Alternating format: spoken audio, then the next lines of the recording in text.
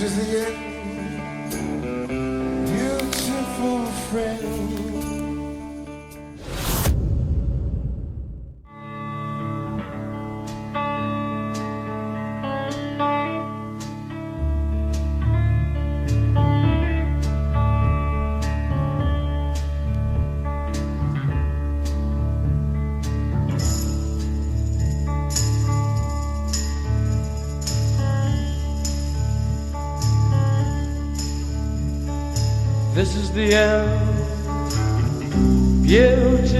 Una explosión un 3 de abril de 2004 en un piso de Leganés fue el cierre perfecto de una función que había comenzado con otras 12 explosiones 3 semanas antes.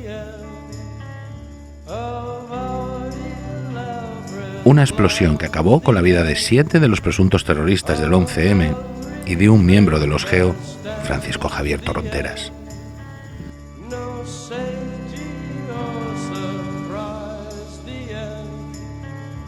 Este episodio final comienza la mañana del día anterior.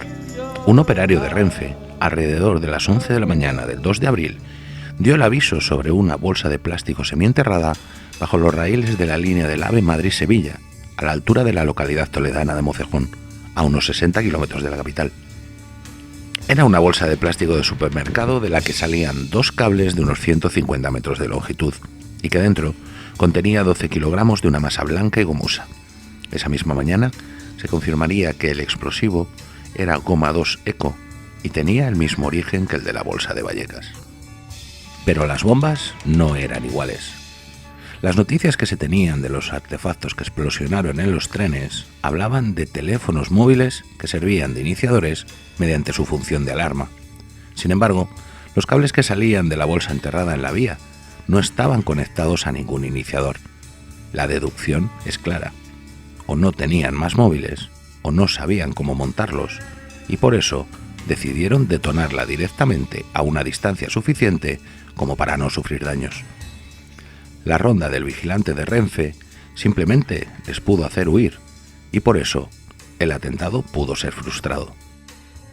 Se suspendió el tráfico ferroviario y se activó un dispositivo colosal para revisar todo el trayecto. Semejante despliegue de medios, que llegó a sumar 45 helicópteros, solo sirvió para descartar que hubiera más explosivos y poder reanudar así el servicio. De los terroristas, ni rastro.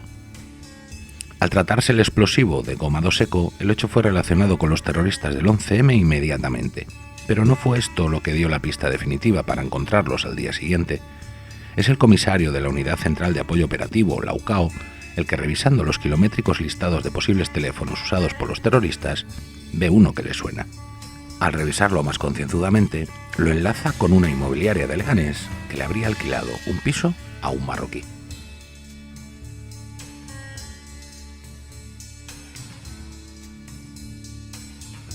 Alrededor de las 3 de la tarde del 3 de abril del 2004, se despliega un dispositivo para cercar un piso en Leganés.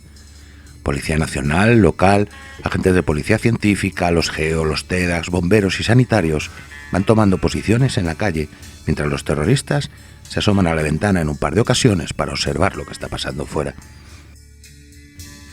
Montan 2 cordones de seguridad y consiguen desalojar a todos los vecinos de ese bloque y los de alrededor. Con el perímetro de seguridad ya establecido, algunos testigos hablan de un tiroteo y cánticos en árabe. Los GEOs toman posiciones en el portal número 40 que da acceso a la vivienda y comienzan las conversaciones con los terroristas para que se rindan. Tras más de 6 horas de asedio, se decide asaltar el piso. Y entonces...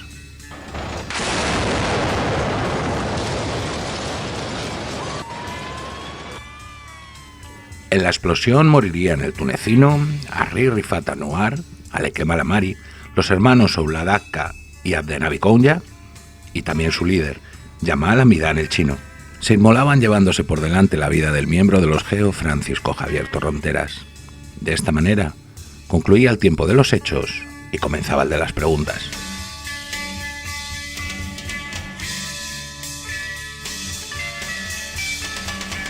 Entre la mañana del 11 de marzo y el 3 de abril que reaparecen en Leganés, nadie sabe con seguridad dónde estuvo el grupo del chino. Lo que sí sabemos es que la policía conocía de la existencia de la casa de Morata de Tajuña desde el día 27 de febrero, ya que les llevó hasta ella Emilio Suárez Trasorras. No tenía nada que ocultar porque ya, incluso cuando yo llegué a Madrid con la policía, fuimos a buscar la casa de Morata de Tajuña porque ya lo hubiera dicho en Asturias. O sea, no tengo nada que ocultar. Otra cuestión, ¿cuándo exactamente mostró usted a la policía la situación de la finca de Morata de Tajuña? El día 27 de febrero. ¿Cómo la localizaron? No la llegamos a localizar porque yo me perdí. Además no estaba tampoco muy interesado por colaborar luego con la policía viendo que el trato que se me estaba dando. O sea, la policía no llegó a encontrar la finca de Morata de Tajuña ese día. No lo sé porque yo les indiqué dónde era y a mí no me acercaron a la casa. Les indiqué dónde eran y ellos fueron hasta allí. Durante los días que estuvo usted detenido en Madrid y antes de prestar declaración ante el juez, le pidieron que le ayudase a encontrar la casa de Morata de Tajuña, en la que estuvo el día 26 de febrero. En la casa de Morata de Tajuña ya di las indicaciones antes de que me llevaran a comisaría. Bajamos de Asturias directamente a la zona de Tajuña. La policía sabía de la existencia de esa casa varios días antes de los atentados, y su ubicación exacta, al menos, desde el mismo día de la detención de Trasorras, el 18 de marzo, cuando ya se relacionaba al chino con los atentados. Es decir, cuando usted acompaña a la policía... Cuando yo acompaño a la policía es el día de mi detención, y cuando yo informo de la finca Morata de Tajuña es el 27 de febrero. ¿Antes de los atentados? Sí, señor. Sí, es antes del 27 de febrero, es antes de los atentados. También tenían localizada la casa de la mujer del chino en Madrid. Así se lo hizo saber Rafa Zugiera, su controlador de la UCO, el agente Víctor. Sí, ¿qué pasa, campeón? Mira. Oye, que creo que está aquí todavía, ¿Vale? ¿Crees que está aquí? Sí, estoy seguro que está aquí. Porque me ha dicho el otro que le ha llamado. Y está aquí todavía, macho. Pero bueno, porque... ¿no te puedes decir algo de dónde puede estar el tío? Está donde te he dicho yo, coño. ¿Que vive ahí? Claro, él vive ahí. ¿Te acuerdas de la calle que te dije? Sí. ¿Os habéis ido o no os habéis ido? Sí. Pues en la calle, que son casas así muy antiguas. Sí, viejas, sí. Viejas, pues en la calle esta, yo lo he visto entrar en algún portal de esto. ¿Sabes? Un BMW 500, tengo un hijo, tengo una mujer también, española, que vive con su mujer. ¿Me entiendes? Él siempre está en Bilbao. Tú si te das una vuelta por allí y miras a ver si están los coches, tú no los conoces, ¿no? ¿Eh? Si te das una vuelta por allí para ver si tienen los coches o algo, tú los coches no los conoces, ¿no? Sí, los conozco, claro que sí. Es un 500, un BMW 500 negro, con llantas bonitas, con unas llantas bonitas, que parece un M5 el coche, ¿me entiendes? Es que el BMW, yo creo que en todo el barrio ese debe haber uno. Es de él. Yo no te puedo decir que es él solo, a lo mejor hay unos cuantos más. Pero él tiene. Estoy segurísimo, La Policía Nacional conocía de la existencia de la casa de Morata de Tajuña días antes de los atentados. Desde el día 18 de marzo conocían su ubicación exacta y la casa del chino en Madrid desde el 17. Pues bien, el 20 de marzo sabemos que al menos el chino estaba en la casa de Morata de Tajuña celebrando el Día del Padre con su mujer, su suegra y sus hijos. Las investigaciones de prácticamente todos los efectivos de seguridad que se encontraban buscando a los terroristas no fueron capaces de encontrarlos, hasta que un policía, por casualidad, da con ese piso de Leganés el día 3 de abril, y casualmente también encuentran a todos allí. De cómo se dio con el piso de Leganés, tenemos 3 versiones oficiales diferentes. Sí, 3. La primera de todas ellas, y de la que se hicieron eco los medios informativos prácticamente en tiempo real, está reflejada en el sumario de instrucción del juez del Olmo, y nos habla de un tiroteo en la estación de cercanías de la estación de Zarzaquemada, muy próxima a la calle Martín Gaité. Según esta versión, los disparos se habrían producido entre agentes de policía y unos árabes. Al huir, la policía les habría seguido hasta el piso, momento en el que se da el aviso y se monta el operativo. La segunda versión es que el piso se habría encontrado tras haberse dado orden de comprobar uno a uno todos los teléfonos de todas las inmobiliarias de Madrid. La tercera, y la que el imaginario colectivo ha dado por válida, la del responsable de la Unidad de Apoyo Operativo, la UCAO, el comisario García Castaño, alias El Gordo. Ha dicho usted que también tuvo alguna intervención en las gestiones dirigidas a la localización del piso de Leganés. Sí, efectivamente. Entonces, yo con un comisario de la Unidad Central de Información Exterior estuvimos chequeando todas las pruebas que estábamos sacando y todos los datos que teníamos. Recuerdo que en un listado de teléfonos aparecía un teléfono que era muy próximo, variaba en 7 números del teléfono que utilizaba Said Berrat. A la proximidad, pensando que se podía haber comprado en el mismo locutorio, se podía haber comprado en el mismo sitio, pues chequeamos ese teléfono. Yo chequeé ese teléfono. Y de ahí, al chequear ese teléfono, yo le transmito al comisario con el que yo colaboraba de Información Exterior que hay una llamada a un teléfono fijo. Él me dice que identifique ese teléfono fijo. Yo lo identifico y resulta que es una especie de agencia inmobiliaria de Leganés. ¿Cuándo hacen esas gestiones? Estas gestiones se hacen el día 3 por la mañana, sobre las 12:30. Alrededor de las 12 del mediodía de aquel día 3 de abril, el comisario García Castaño y otro comisario de la Unidad de Información Exterior, la UCIE, dan con un número de teléfono. Por casualidad, y entre una habitación llena de papeles, como contaría este miembro de la UCIE en una entrevista a la cadena SER, ven un teléfono muy parecido al de un sospechoso habitual. Tras pedir su registro de llamadas, ven otro número que se repite varias veces y deciden llamar. Resulta ser el teléfono de una especie de inmobiliaria, y allí les dicen que el número de teléfono por el que preguntan pertenece a un árabe que les había alquilado un piso en Leganés el día 8 de marzo. Sobre las 2, deciden actuar. El teléfono del que habla García Castaño difería en 7 dígitos del de un presunto yihadista que ya estaba siendo investigado, Said Berrat, y que, recordemos, en ese momento no se le conocía vinculación alguna con el grupo del Chino, pero que por la corazonada del miembro de la UCIE decidieron tirar de ese hilo a ver qué salía. Berrat no fue juzgado, aunque se asume su participación en los atentados y su posterior huida. Sánchez Manzano, el jefe de TEDx, también hace tambalearse la versión de García Castaño al declarar que ya a las 12 de la mañana se le había pedido tener una unidad de TEDx a disposición de la UCIE para un registro en un piso de Leganés, acortando así los tiempos para realizar las gestiones de búsqueda del piso explicadas por García Castaño. Información y nos ponemos en el día 3, el día 3 de abril. En la mañana me llaman de la Comisaría General de Información para que se nombre un equipo porque se va a proceder a un registro en un domicilio de Leganés. Serían las 12 o 12:30. Entonces se nombra un equipo y queda a disposición de la Comisaría General de Información para proceder al registro que hubiera que hacer en Leganés. Pero quien dinamitaría por completo la línea temporal expuesta en la versión de García Castaño sería el confidente Cartagena. Etcétera. Me gustaría que cuente qué es todo lo que le ocurre a usted en relación, por supuesto, con estos hechos en ese día 3 de abril. Muy bien. Ese día fue mi peor día que he vivido, porque me llamaron por la noche.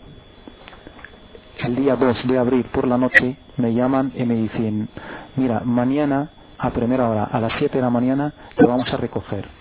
Y a las 7 se presentan en mi casa gente que no conozco, agentes nuevos, y me dice: venimos de parte de...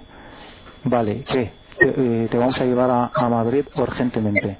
Entonces cogemos, monto en el coche con ellos y van a una velocidad de locos. Yo también era un loco conduciendo, pero ese día muy mal. Yo creo que hemos tardado, yo no sé si 3 horas y media o 4 horas de camino desde Almería. Y llegamos a un sitio en Madrid donde estaba montado un dispositivo de seguridad de 8 personas, de 8 agentes. Cartagena era el alias del imán de la mezquita de Villaverde. Mantuvo una larga colaboración con la UCIE y es parte fundamental de los seguimientos que se habían hecho durante todo el año 2003 a la célula de Virgen del Coro y a los de Leganés. Según él, la policía ya conocía el piso de Leganés, al menos la noche anterior a lo que nos ha contado. le fueron a buscar a Almería el día 2 de abril con la intención de que se metiera en el piso a intentar mediar con los terroristas. Piso que voló horas después. Me empezaron a preguntar por el mismo grupo, el grupo del domicilio, las mismas personas. Y yo todo el rato, claro, decía a los agentes con los cuales me reunía anteriormente, les decía, pero si esto te lo he dicho, si esto te lo he redactado, si esto te lo he enviado. Y dice, ya, pero... Entonces como que no le ha gustado que le echaba en cara todo lo que me preguntaba el supuesto comisario. De ahí me dicen... bueno, se levantó el supuesto comisario. Eso me ha llamado mucho la atención y me ha molestado. Se levanta, realiza una llamada y le oigo decir, no sé si se refiere a mí, como este moro hable, la hemos cagado, algo así, la expresión. Entonces, de ahí me ofrecen, bueno, uno de ellos me dice, oye, que acabo de enterarme de que hay un piso en Leganés. Ahora se puede decir el piso de Leganés, pero a mí antes me han dicho un piso en Leganés donde están reunidos tus amigos. Queríamos que vayas ahí para ver cuántas personas, el número, y si hay alguien nuevo de los que tú conocías antes. Esto, perdón, se lo dicen todavía por la mañana. Sí. Sobre... Y ahí a mí me ha molestado, primero porque me olía algo muy raro. Yo no sabía que iba a pasar lo del piso de Leganés. Pero, ¿por qué me mandas a un piso que yo no conocía? Si llego yo a ese piso y ellos saben que yo nunca he ido a ese piso, me van a preguntar, ¿cómo has llegado? Tú no solamente eres un policía, tú eres un no sé qué. Entonces he rechazado, gracias a Dios que no han insistido, no me han amenazado tanto, porque hubiera sometido a sus amenazas y hubiera estado en el piso de Leganés y hubieran muerto 8. Cualquier malpensado podría decir que el piso se conocía mucho antes y que trataron de reunir allí a cualquiera que pudiera arrojar luz ya no solo a lo que pasó el 11 de marzo, sino a todas las operaciones abiertas de 2003, para luego...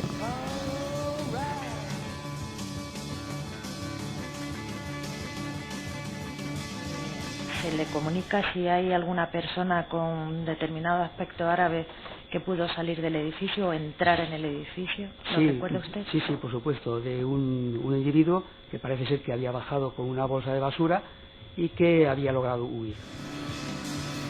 El huido era Abdelmajid Bouchar, alias El Gamo. Fue detenido en Serbia en el año 2005 y extraditado a España para su enjuiciamiento por los atentados del 11M. Pese a haber varias pruebas que lo relacionaban tangencialmente con los demás acusados, siempre negó haber estado en el piso de Leganés. ¿Le comunican el motivo por el que esta persona huye del lugar? No, yo me supongo, como los que están allí, que simplemente que detectan a los funcionarios o aprecia algo raro y me imagino que, bueno, pues que lógicamente ante eso pues sale corriendo. Sé que le persiguen, parece que los funcionarios me comentan incluso que, bueno, que cómo corría aquella persona, que era prácticamente imposible, que era un atleta. Lo llamativo de este personaje no es que pudiera escapar de allí, ya que aunque en ese momento ya habían varios efectivos policiales, aún no se habían montado los 2 cordones de seguridad al completo.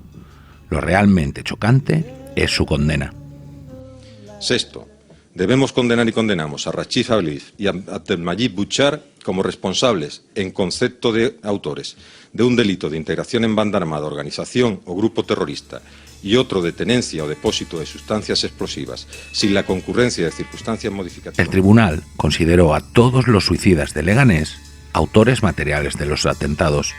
A Bouchar, que fue el único que pudo defenderse ante el juez, no.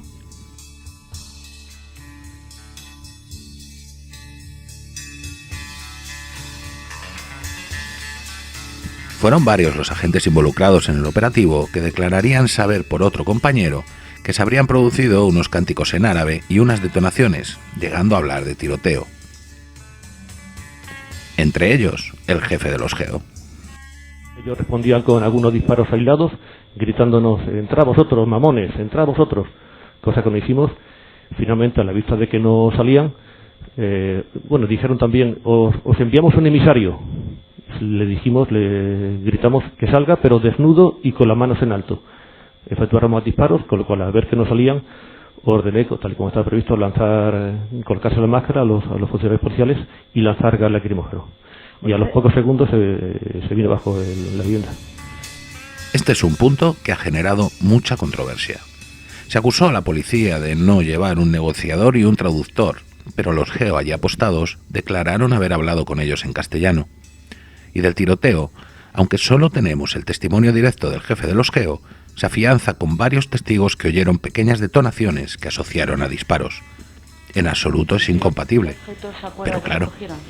Sí, por fuera de la calle Martín Gaite, recuerdo que algunos papeles o algunos trozos de papel, y ya en el interior sí que se recogieron masa explosiva y detonadores. ¿Qué fue lo que recogió usted?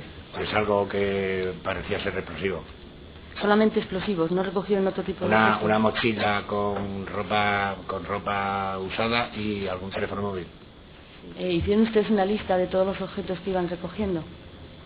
Sí, en un principio empezamos a clasificarlos hasta que llegó el jefe de la unidad central y ordenó que se retirase todo de allí y se llevase a Canillas. ¿Qué tipo de restos recogieron y dónde? ¿Dónde estaban? Recogí restos de explosivos, pocos, trozos y 2 o 3 detonadores. ¿Nada más? Nada más. ¿Encontraron ustedes casquillos de balas? No. ¿Ninguno? No, yo. Ni en mi presencia tampoco. ¿Y al día siguiente qué fue lo que recogieron de ahí? Sí, al día siguiente pues aparecían bolas de explosivos y etiquetas de los mismos. ¿Recogieron ustedes casquillos de bala de algún lugar? No.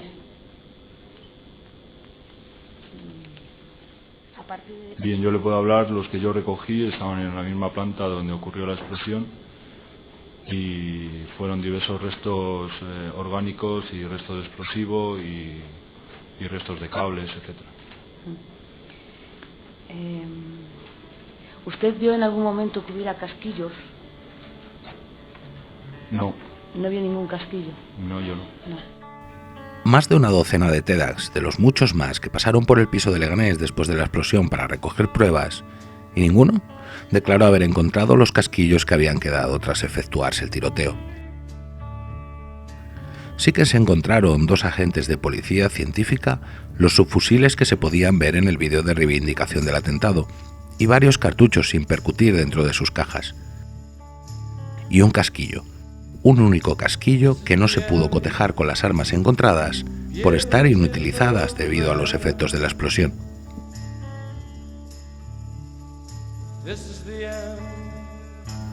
En las 6 horas que duró el asedio al piso, además de ese tiroteo y los cánticos en árabe, sabemos también de las despedidas de los terroristas a sus familias. Un fax que mandaron al ABC, testamentos manuscritos y llamadas vía móvil. Y mientras tanto los terroristas empezaron a llamar a sus familias para despedirse. Esto se sabe porque las autoridades marroquíes, a través de la embajada española, hacen un intento de avisar a tiempo de que estos individuos se van a suicidar al estilo de los mártires en la tradición yihadista, y que eso supone un peligro importante para cualquiera que esté en su derredor. El primer escollo que encontramos es el uso de inhibidores. La policía asumió que a los terroristas aún les quedaban explosivos y ante el temor a que los detonaran, se colocaron 2 inhibidores de frecuencia, uno de la UIP y el otro, el del coche oficial del director general de la policía. Empezaron por cortar el agua, la luz, el gas y el teléfono, y en las proximidades. ¿Se llegaron a utilizar los inhibidores del vehículo del director general de la policía en algún momento? Sí, cuento un poco cómo fue.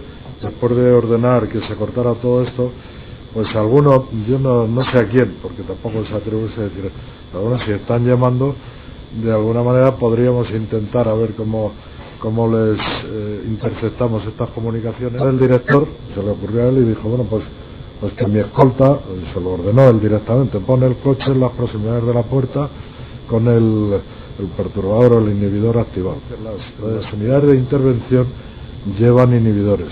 Entonces voy a ordenar que se aproxime algún policía con inhibidor, pero que se aproxime al piso. Me enteré que había estado en el sótano con el inhibidor correspondiente para, como digo, perturbar los dos que se utilizaron después los inhibidores de la unidad policial de intervención. Sí, una vez que Con los inhibidores colocados habría sido muy complicado efectuar todas esas llamadas de despedida, pero si hubieran sido posibles, los familiares de los terroristas que las recibieron tampoco lo tienen muy claro.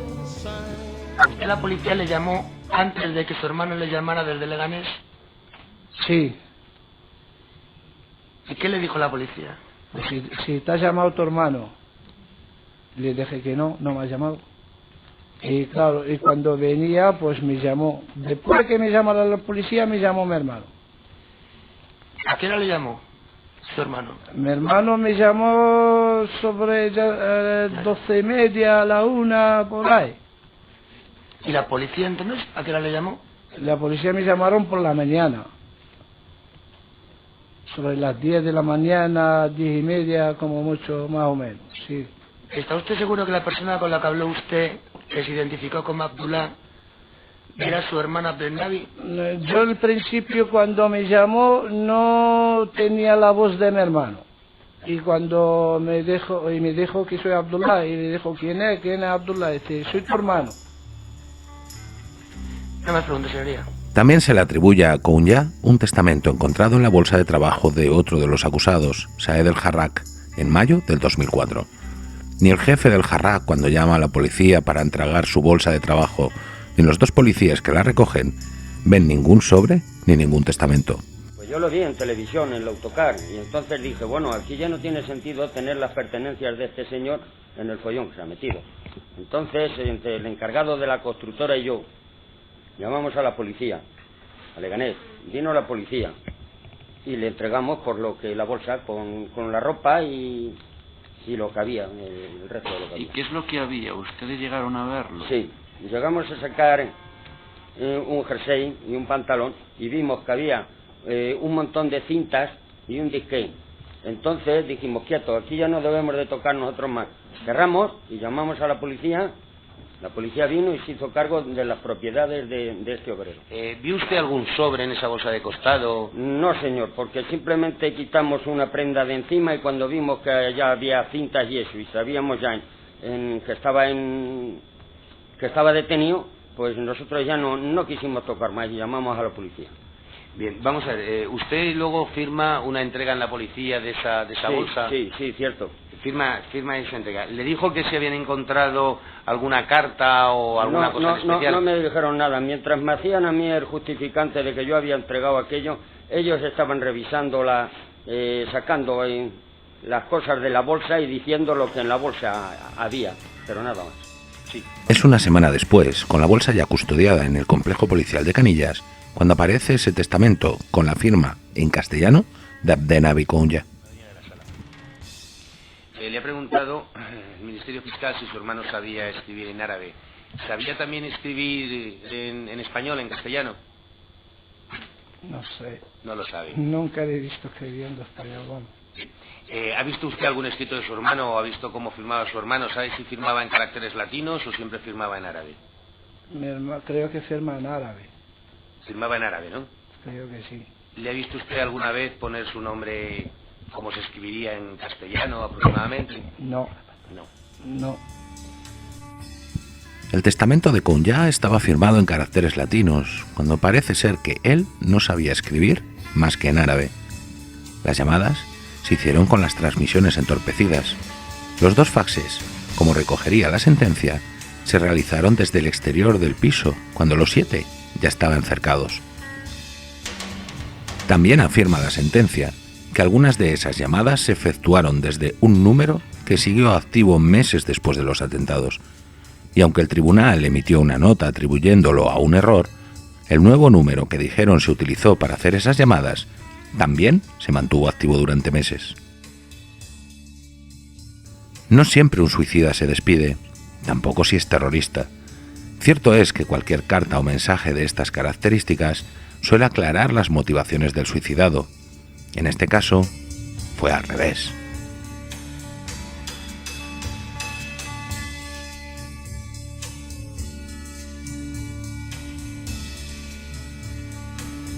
Las tareas de desescombro y recogida de pruebas, en las que llegaron a participar más de 100 personas entre policía científica, TEDx y bomberos, duraron casi una semana. La primera sorpresa, los papeles de ETA. En el piso de Leganés había un piso de un policía. Sí. ¿Vio usted a este policía? No. No lo vio, ¿no? ¿Encontraron ustedes documentación que pertenecía a este policía en los escombros? Yo no. Usted no. ¿Y tampoco escuchó a sus compañeros que hablaran del tema? No. Pues no hay más. En el piso de Leganés había un vecino que era policía. ¿Lo vio usted por allí? No, yo no lo he conocido. ¿Sabe si se recogió documentación de ese vecino? No lo sé, no. No lo sabe. ¿En algún momento escuchó a sus compañeros que hubieran recogido el día anterior documentación que pertenecía a algún vecino que fuera policía? No. No. ¿En algún momento vio si retiraron...? Aunque ninguno de los TEDx que estuvo recogiendo muestras declararía haber visto nada ni conocer a nadie, entre los restos de la explosión se encontraron unos papeles que hablaban de ETA. Resulta sorprendente, pero el piso de los terroristas compartía tabiques con la vivienda de un policía ya retirado que en sus años de servicio se encargaba de realizar las escuchas a la banda terrorista ETA para el Área Especial de Seguimientos de la Comisaría General de Información, perteneciente a la UCAO, de la que era por aquel entonces jefe directo el comisario García Castaño, alias El Gordo, que si recuerdan fue quien encontró, casi por casualidad, el piso de los terroristas. ¿Encontraron algún tipo de documentación sobre ETA? ¿Algún tipo de documentación sobre ETA? Bueno, apareció en el piso de al lado, vivía un compañero y aparecieron restos de la documentación de ese compañero. Se comunicó a la autoridad judicial y se le entregó al compañero con autorización judicial esa documentación. Sí, no hay más preguntas, señoría. Otra de las cosas que se encontraron en gran cantidad fueron detonadores y restos de explosivos sin estallar. Y ya en el interior sí que se recogieron pues, explosivo, más explosiva y detonadores. Sí, no cogieron... algún fragmento pues de algún detonador, algún cable eléctrico. Sí, concretamente en uno de los restos humanos que había apareció liado un detonador, lo que aparentemente era un detonador, se aseguró. Muchos detonadores, muchos, y muchos trozos de explosivo. Y fueron diversos restos orgánicos y restos de explosivo y restos de cables, etcétera. Aparecían bolas de explosivo y etiquetas de los mismos. ¿Qué hacían con esos? Venían los trozos, algunos podrían pensar que el más mayor unos 3 kilos y algo, luego solo había de 2 kilos, de 1 kilo. Yo calculo que con tal de explosivos, no lo sé así a cierta la cantidad exacta, ¿no? Pero calculo que a lo mejor se llevaron 8 o 9 kilos por la noche. Aparte de esos detonadores y restos de explosivos, ¿recuerda usted también si recuperaron fajas de envoltorio de los explosivos? Sí, muchísimas. Se recogieron muchas. El domingo cuando se empezó a desescombrar, pues empezaron a salir, bueno, yo qué sé. Nosotros el domingo por la mañana, pues no me acuerdo, pero serían las 10 o 10 y pico. Íbamos contando ya con otro compañero 500 o más había, pero lo que pasa es que no terminamos de contarlas porque llegó de la unidad central, mandado por el comisario jefe, que se llevaran todo para allá. Se lo llevaron todo y no seguimos contando, pero había muchísimas. Detonadores de cobre y aluminio utilizados en minería y las fajas o envoltorios que con tremenda suerte se habían librado de la explosión y tenían los números de serie para poder identificar de dónde salieron. Un gran número de detonadores, concretamente uno de ellos era una pelota más o menos de ese tamaño, en la cual estaban los detonadores y sus rabizas. Y luego con posterioridad pues encontramos otro gran número de detonadores también envueltos en plástico. Parecía lo que podría constituir un pequeño chorizo de detonadores, y algunos más sueltos. Varios más. Una vez... ¿Recuperaron fajas de envoltorio de los explosivos? Sí, en gran número. también, efectivamente. ¿Aquella noche? Aquella noche cogimos bastantes y luego con posterioridad a lo largo de la búsqueda se fueron encontrando más. ¿Recuperaron restos de sustancia explosiva? Sí, a lo largo de todo este tiempo se recuperaron distintos trozos, elementos de sustancia explosiva. Y aunque no fueran los TEDx, alguien encontró intactas las cintas de vídeo donde los terroristas grabaron la reivindicación del atentado y la bandera verde que se veía tras ellos. ¿Quiere decir usted que día mandaron la tela verde del vídeo de reivindicación a la policía científica? No sé nada de ello. ¿No sabe por qué la enviaron el día 6 y no la enviaron el día 5 con el resto de objetos? Es que yo no sé siquiera a qué objeto o elemento se está refiriendo, no tengo noticia de ello. Me refería a la tela verde que aparece en el vídeo de reivindicación. Sí le oigo, pero insisto, no me ocupo de esos menesteres en la unidad central y además es que no recuerdo ninguna tela verde ni que haya tenido nada que ver con ello. Libros, disquetes, USBs, tarjetas de residencia y pasaportes, ropas, gorros, cintas de cassette. Ha dicho usted que se recuperaron pendrive, es decir, memoria externa de ordenador. ¿Se recuperaron algún ordenador? Creo que se recuperó un ordenador, pero totalmente destruido. Un ordenador portátil, quiero recordar. ¿Se recuperaron documentos de identidad? Sí, también documentos de identidad, sí, correcto. ¿Usted? Sí, muchos libros. Disquetes creo que también, sí. ¿Gorros, ropas? Sí, gorros también, sí, me acuerdo de gorros, ropa, sí. ¿Cintas de cassette? Sí, también. ¿Encontraron ustedes varias documentación personal a nombre de Abdelmajid Bouchard? Concretamente un pasaporte, un fragmento de carta de identidad y un abono transporte a su nombre. Sí, creo que sí. Me parece que incluso Y también huesos de aceituna y dátil. Encontraron también, los funcionarios de la Comisaría General de Información también les entregaron a ustedes una bolsa de basura de color gris que contenía, entre otras cosas, restos de fruta. Sí, esto fue el primer día, sí, cuando el día de la explosión, sí. Les dijeron que había sido abandonada por uno de los terroristas que había logrado huir. Sí.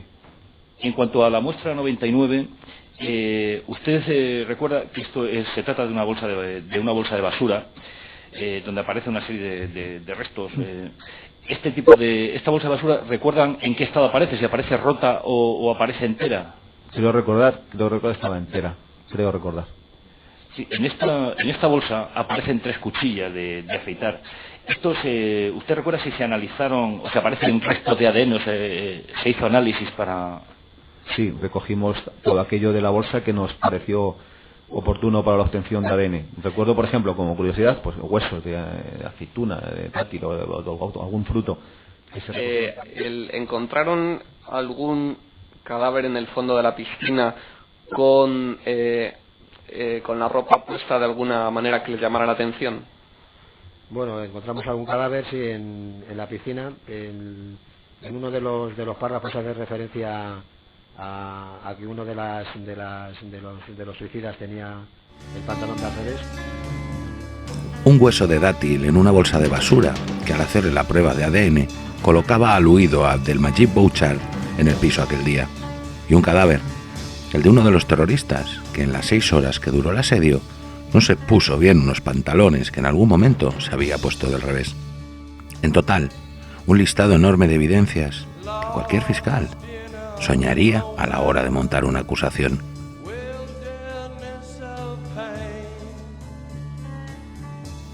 Los GEO, Grupo Especial de Operaciones, es la élite, uno de los grupos policiales más preparados y eficaces del mundo. Aquel día 3 de abril fueron avisados alrededor de las 6 de la tarde para acudir a un piso de Leganés, 3 horas después de que hubieran llegado las primeras unidades policiales para efectuar una actuación que acabaría en tragedia. Usted era el jefe del operativo de los GEO el día 3 de abril de 2004. Era el jefe del GEO, sí. Era el jefe del GEO.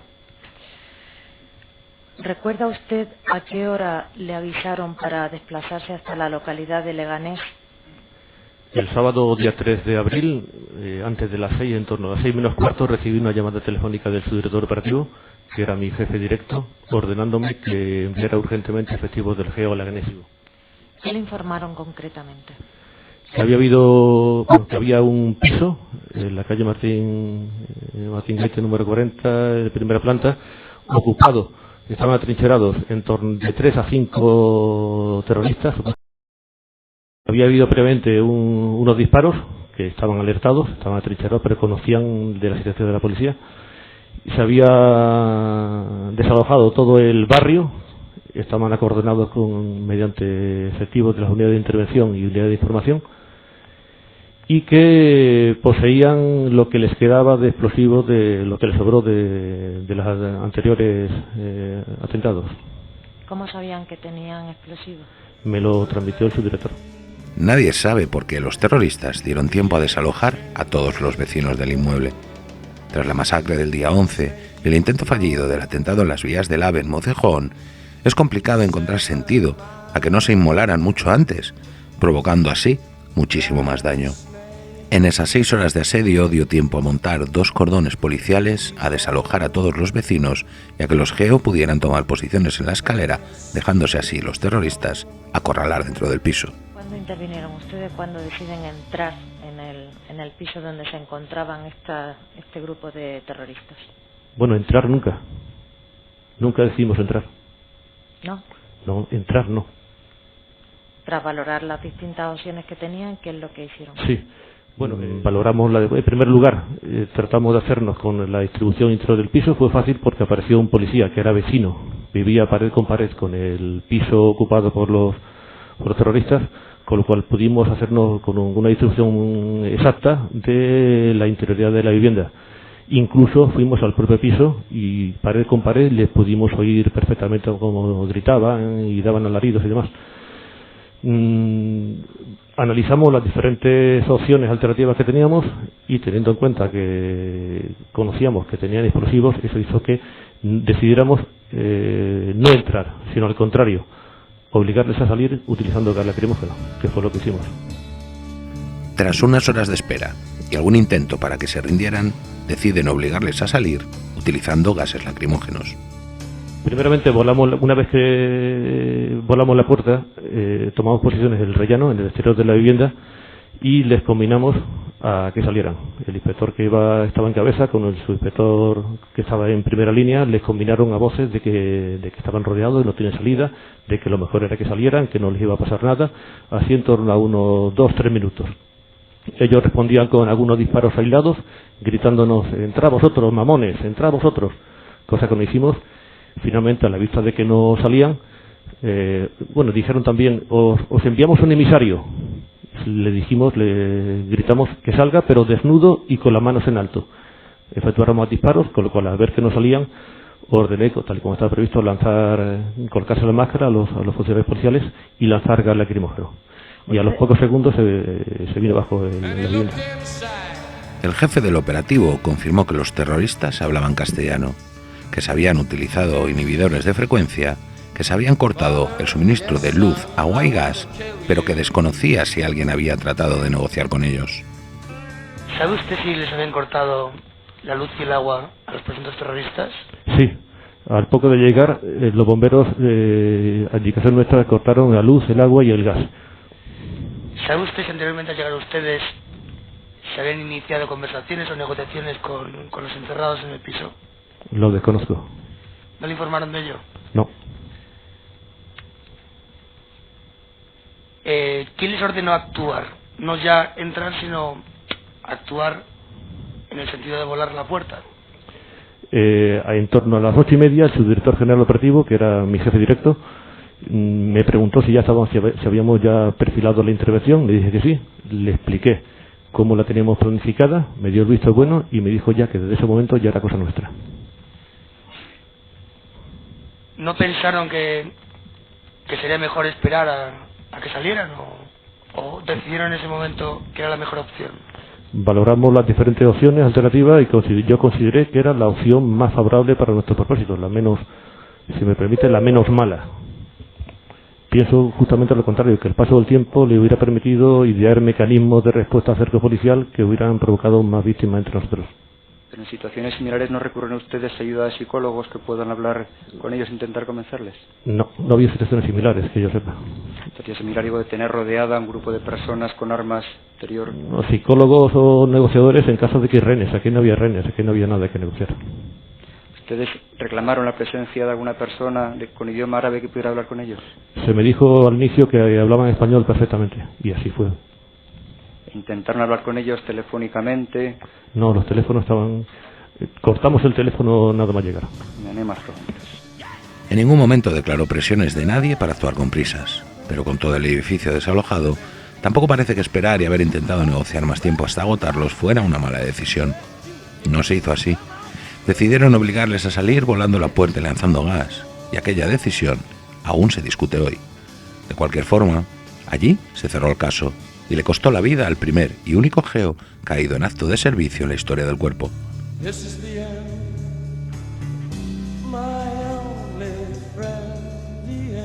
Sin duda alguna, toda muerte es un drama. En un atentado como este, además de los 192 dramas familiares y los miles de heridos y sus secuelas, sacudió por completo un país y cambió su historia futura. Pero entre tanta gran palabra, análisis político e incluso con todas las dudas que estamos exponiendo, hay un episodio que es completamente incomprensible desde su inicio. La mala suerte que se cebó con Francisco Javier Torronteras. No le tocaba ir primero en ese operativo ni estar en el sitio preciso en el momento preciso. Es el problema con el casco del compañero que le precedía el que le obliga al cambio de orden de entrada. Ya en la escalera, parapetado detrás de una esquina, y cuando estaban apostados y se preparaban para entrar, se produce el fatal desenlace. La causa de la muerte del subinspector, ¿recuerdan? ¿Tienen ustedes delante el informe pericial? Bien. La causa exacta del fallecimiento, pues, ha sido debido a un shock hemodinámico, una pérdida sanguínea, por una rotura de un vaso importante como es la arteria femoral. Esta persona sufrió debido a un impacto de un ladrillo, como se hace constar claramente el informe, pues de esta metralla de ladrillo que se le impactó justamente en el triángulo de escarpa derecho, produciendo una sección inmediata del vaso, y eso produjo la muerte ipso facto. La explosión del piso derribó todos los tabiques que tenían alrededor, y uno de los cascotes, un pequeño trozo de ladrillo, le impactó en la pierna seccionándole la arteria femoral. Murió en menos de 3 minutos. Aquí acaba la participación de la mala suerte y comienza la de las dudas. Pocos días después de su funeral y entierro, los medios de comunicación se hacían eco de un suceso escalofriante. La tumba del geo Francisco Javier Torronteras había sido profanada. Yo únicamente quiero decir que en relación a la segunda autopsia, la inhalación de gas, huelga hablar de ese tema, puesto que el cadáver, como ustedes saben, fue incinerado, fue quemado. Fue quemado, entonces la inhalación de gas ahí es evidente. Lo que pasa es que es un muerto, no se ven lesiones internas. Únicamente quería añadir eso. El cadáver fue quemado, ¿por qué? Ya lo imaginamos, pero dígalo por qué. Sí. Bueno, el cadáver fue quemado, fue quemado, como ya sabemos. Ahí hay una cosa curiosa que... Pero tiene que explicarlo, aunque se suponga que lo sabemos. O sea, tiene usted que explicarlo como si no supiéramos, como si no tuviéramos sumario, para entenderlo. Sí. Nos presentamos allí, sería a las 8:30 de la mañana aproximadamente, y nos encontramos con el féretro. La lápida estaba tapada, había sido abierta y luego tapada. Estaba tapada con un pequeño agujero lateral que fue por donde forzaron, evidente, para quitarla. Nos llevaron a una distancia aproximadamente de unos 700 metros, y allí ciertamente apareció el féretro destapado, quemado, prácticamente, no le digo carbonizado, pero bastante quemado. En el interior estaba el cuerpo, toda la superficie del cuerpo estaba prácticamente quemada. Por lo y tanto, aquí les quiero decir... Lo entiende, se refiere a la profanación del cadáver del señor Torronteras. Entiendo perfectamente. Y aquí se le quiero contar una curiosidad, además, que surgió allí mismo. Es que, aparte evidentemente que posteriormente se hizo la necroidentificación del cuerpo con estudio a la EDN, etcétera. Yo enseguida que le vi, le dije a su señoría, estaba a mi lado, digo, este es el fallecido que se dio la autopsia hace unos días. Qué casualidad, qué coincidencia, comentamos. Sin ninguna duda, lo reconocí. Y eso que fíjese cómo está el cuerpo. Consta la declaración del levantamiento del cuerpo. El 19 de abril de 2004, en el cementerio sur de Madrid, el ataúd que contenía los restos mortales del geo Torronteras fue sacado del nicho rompiendo la lápida. Lo alejaron unos 600 metros y sacaron el cadáver del ataúd. Le clavaron un pico en la cabeza, una pala en el pecho, lo rociaron con gasolina y le prendieron fuego.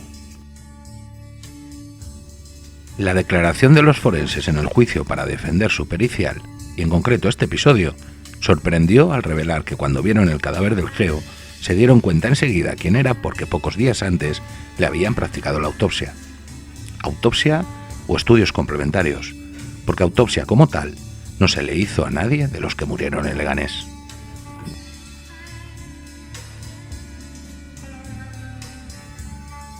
La labor forense en el 11M para la identificación de los cadáveres fue rápida y eficaz, modélica, llegando incluso a desmontar la mentira creada en medios de comunicación próximos al Partido Socialista de los terroristas suicidas y las 3 capas de calzoncillos. No se puede decir lo mismo de los trabajos que se efectuaron en los cuerpos de los muertos de Leganés. Respecto a los 7 cadáveres que aparecieron entre las ruinas del piso de Leganés, ¿en ese primer momento se pueden identificar todos los cadáveres o hay alguno que no se puede identificar? Vamos a ver, ¿identificar por técnicas de ADN? Efectivamente. Vale. Bueno, pues efectivamente hay, en ese informe sí que hay una identificación de 2 cadáveres, una identificación genética de 2 cadáveres y hay un cadáver que permanece anónimo. Y luego hay 4 cadáveres que se han identificado por la necrorreseña y a los cuales nosotros le asignamos un número de perfil. Consta una pericial antropológica que hicieron ustedes sobre el cadáver, al parecer, de Aleque Malamari. ¿Ustedes con qué compararon los restos de cadáver, que hasta entonces permanecían no identificados, y para llegar a la conclusión de que pertenecían esos restos de cadáver a Aleque Malamari? Los restos eran únicamente en una cabeza.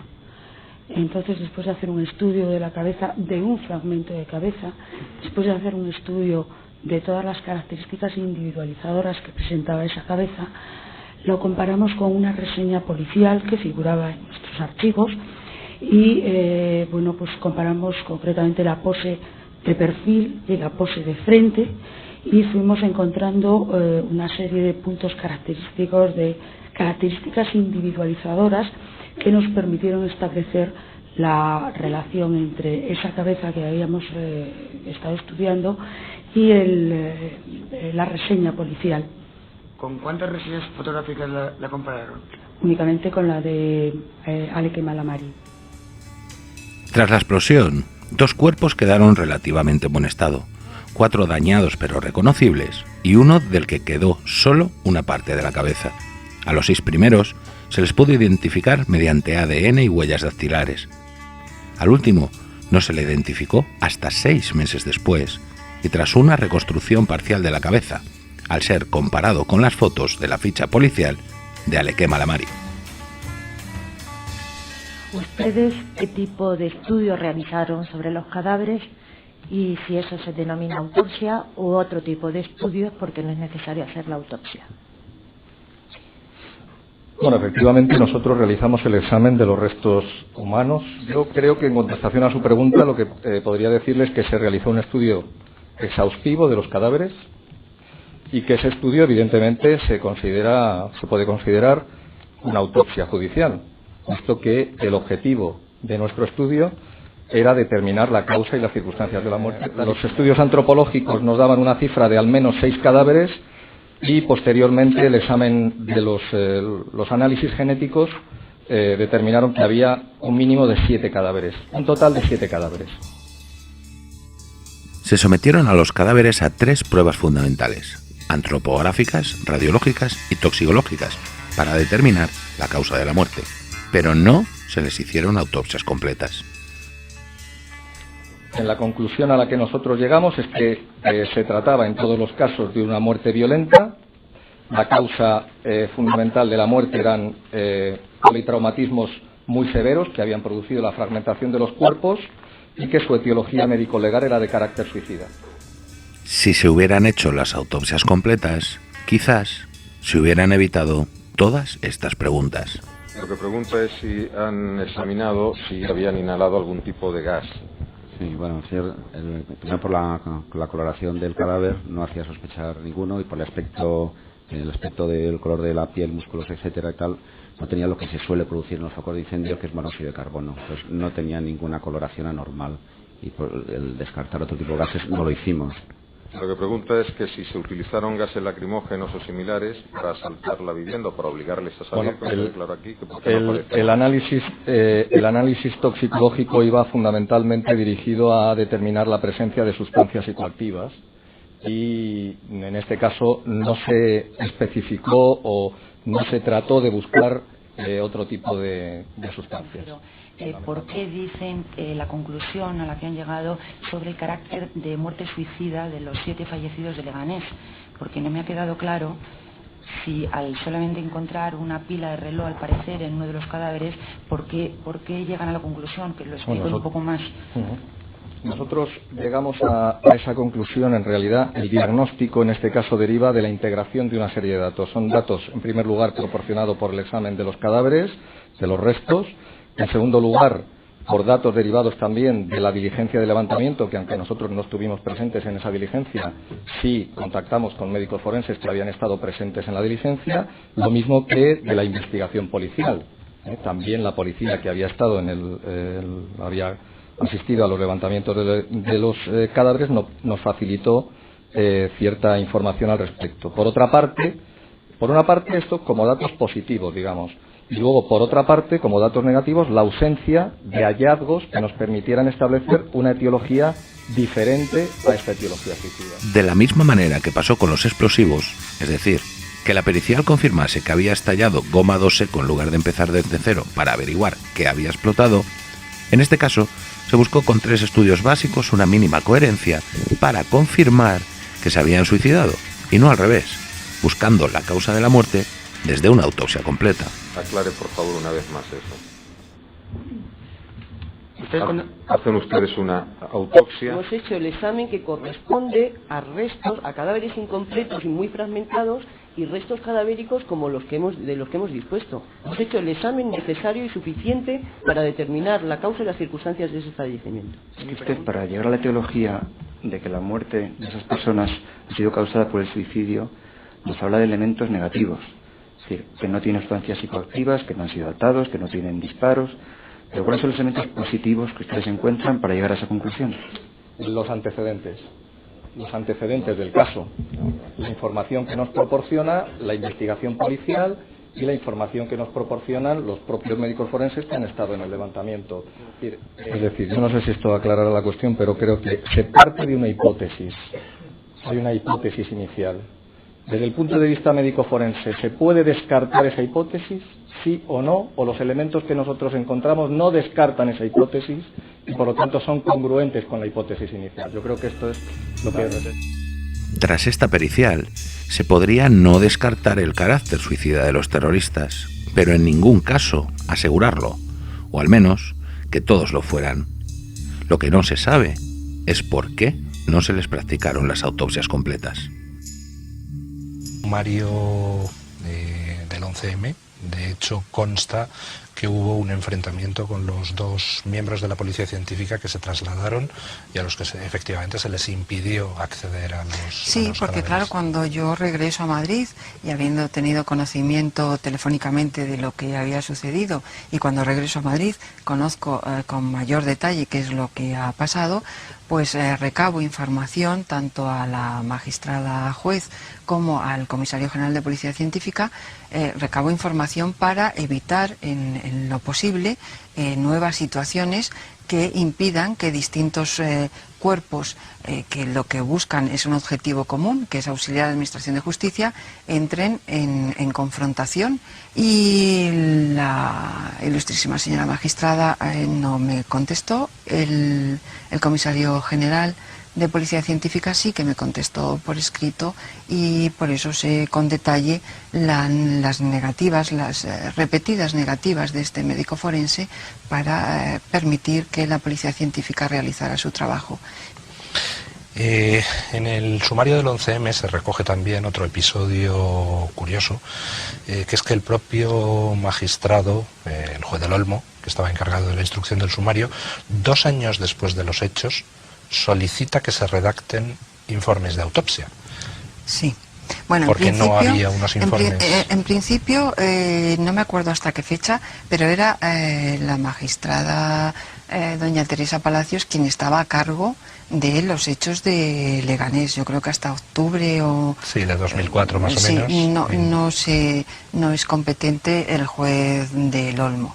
Entonces, siempre que pasa, no ya esto, pero siempre que hay algún tipo de muerte donde interviene la Audiencia Nacional, las autopsias las realiza el médico forense que ese día está de guardia en la Audiencia Nacional y el médico forense que está de guardia en la localidad donde suceden los hechos, porque son sumarios y la ley nos exige que sean practicados por 2 médicos forenses.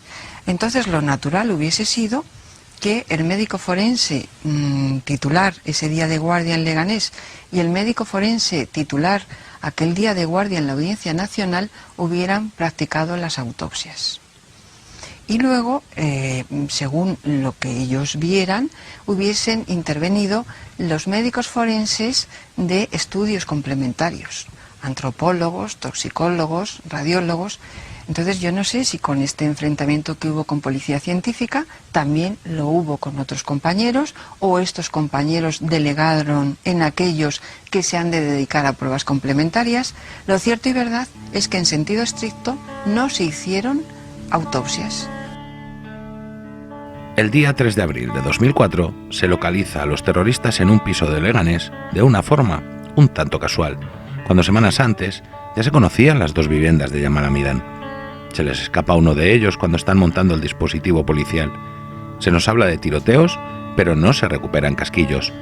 Se aportan al sumario llamadas y faxes desde teléfonos que tiempo después aún continuaban activos, mientras que en el momento del asedio se habían colocado inhibidores para impedirlas. El dispositivo que montan los GEO y la decisión prematura de entrar provoca la explosión que priva de poder interrogar a los terroristas. En ella muere un GEO, cuyo cuerpo es profanado de manera salvaje. Las autopsias no fueron tales y no se pudo concluir si los suicidas habían llegado a inhalar el gas lacrimógeno que habían lanzado los GEO antes de la explosión, por lo que se basan en estudios incompletos a la hora de afirmar que todos ellos estuvieran vivos antes de la explosión. Y las autopsias no fueron tales, porque no se permitió llevar a cabo las labores forenses a los médicos que les tocaba de Policía Científica. Por separado, cada incongruencia podría parecer menor. Todas juntas. This is the end, beautiful friend. This is the end, my only friend, the end of our